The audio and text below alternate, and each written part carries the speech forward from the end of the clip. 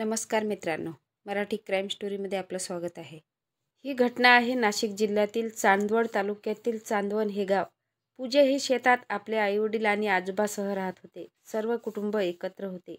पूजा लहानाची मोठी झाली. पूजाचे वडील खूप गरीब होते. शेतात खूप कबाड कष्ट करून आपल्या परिवाराचा कसेतरी उदरनिर्वाह करत होते.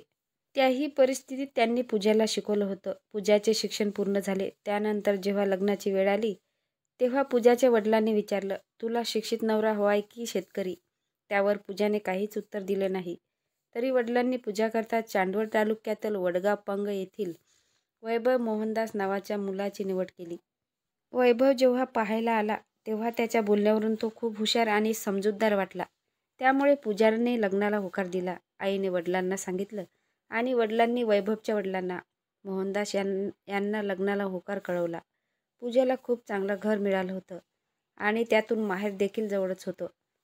पूजाला सगळं आवडलं होतं. साखरपुडा झाल्यावर वैभव पूजाशी फोनवर बोलायचा. सासर आणि माहेरच्या लोकांनी मिळून लग्नाची तारीख काढली.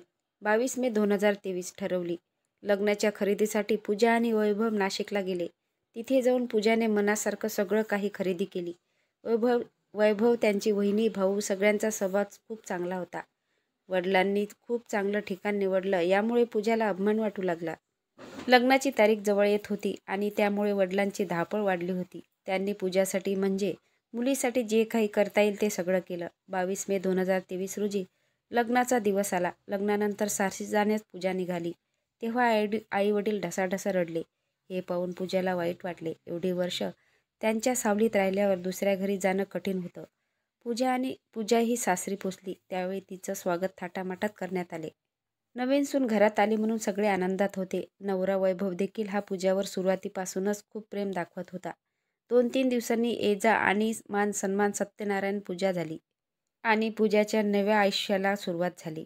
आता लग्नाला 2-3 महिने झाले तेव्हा पूजाला सुखी संसाराची अपेक्षा होती. पण पुढे हळूहळू सासरच्या लोकांचा रंग बदलू लागला. ते पूजाला काम समजावू लागले. तुला हे करावे लागेल. तुला हे कळत नाही का? आईने तुला काहीच शिकवलं नाही का? त्यामुळे पूजाला टेन्शन येऊ लागले. लग्नाला फक्त 2च महिने झाले होते. पूजाला अजून घरातलं नीट कळलं देखील नव्हतं. तरीही सगळ्यांनी पूजाकडून खूप अपेक्षा ठेवल्या होत्या. पूजाचा नवरा देखील यात सामील झाला. सुरुवातीला तो काहीच पाहायचा नाही, पण आता पूजाला नवऱ्याच्या मनासारखं वागावं लागत असे. त्यावेळी तो तिला त्रास देऊ लागला. एक दिवस पूजाने वैभवला रात्री याबद्दल विचारले. तेव्हा वैभव काहीच बोलला नाही. 1 वर्ष झालं. तेव्हा सासरच्या लोकांना वाटलं पूजाला मूल व्हायला पाहिजे. याबद्दल सासरचे लोक पूजालाच बोलत होते. मूल होण्यास अडचण कोणाची आहे हे डॉक्टरकडे गेल्यावरच कळणार होतं. पूजाने वैभवला डॉक्टरकडे जाण्यास सांगितले. मात्र वैभवने पूजावरच संशय घेतला. माझं सगळं ठीक आहे, तुझ्यातच काहीतरी बिघाड आहे. सासरे आणि सासूही यात सामील झाले. यानंतर तिचा छळ करू लागले. सासू पूजाला वांजिवटी म्हणू लागली. पूजाला वाटलं हे काही दिवसात थांबेल. त्यामुळे पूजाने माहेरी काहीही सांगितलं नाही. पण वैभव रात्री पूजाला त्रास देऊ लागला. तो म्हणाला, डॉक्टरवर विश्वास नाही, आज काहीतरी करावे लागेल. सकाळी सासरे आणि सासूही टोमणे मारत असे. रात्रीला नवरा त्रास देऊ लागला आणि दिवसाने सासरा त्रास द्यायला सुरुवात केली. तू काय करतेस असे वाईट शब्द देखील बोलायला सुरुवात केली. अपेक्षेने पूजाचं लग्न केलं. त्या सगळ्या नष्ट झाल्या. पूजा खूप हैराण झाली. ती एकदा माहेरी गेली आणि तिने बहीण आणि आईला सगळं काही सांगितलं. सासरी गेल्यानंतर पहिला दिवस ठीक गेला, पण दुसऱ्या दिवशी वैभव याने ट्रॅक्टरसाठी वडिलाकडे 3 लाख रुपये मागायला सांगितले. पूजानं वडिलांना सांगितले आणि त्यांनी फेब्रुवारी 2024 कांदा विकून 2 लाख रुपये दिले. पैसे मिळाल्यावर वैभव आणि सासू-सासरे खुश झाले. त्यांना वाटले पूजाच्या वडिलाकडे खूप पैसे आहे. त्यांनी जास्त मागण्या करायला सुरुवात केली. पण पूजाने विरोध केला, कारण पूजाच्या लहान बहिणीचं लग्न बाकी होतं आणि वडिलांची परिस्थिती ही गरिबीची होती हे तिला माहीत होतं.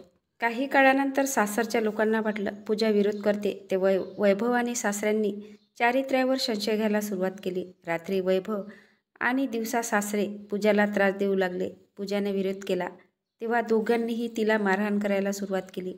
रक्षाबंधनाचा दिवस होता. 9 ऑगस्ट 2025 रोजी पूजा ही माहेरी गेली. पूजाने आईला सगळं सांगितलं. वडील सासरच्या लोकांशी बोलले, पण त्यानंतर त्यांनी पूजाला जास्तच त्रास द्यायला सुरुवात केली. 20 ऑगस्ट 2025 रोजी सासऱ्यांनी सांगितलं, तुला मूल होत नाही, वैभवचं दुसरं लग्न करून द्यावे लागेल. त्यावेळी पूजा ही संतापली. ती सगळ्यांशी भांडली, पण काही उपयोग झाला नाही. त्यांनी पूजाला बेदम मारहाण केली आणि तिचा मृत्यू झाला. त्यानंतर त्यांनी तिचा मृतदेह विहिरीत फेकून दिला.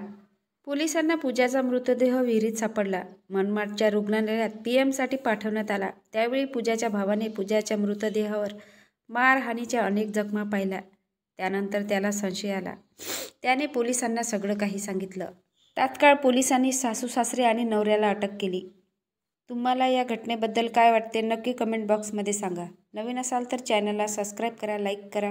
भेटूया पुढल्या व्हिडिओत. जय महाराष्ट्र.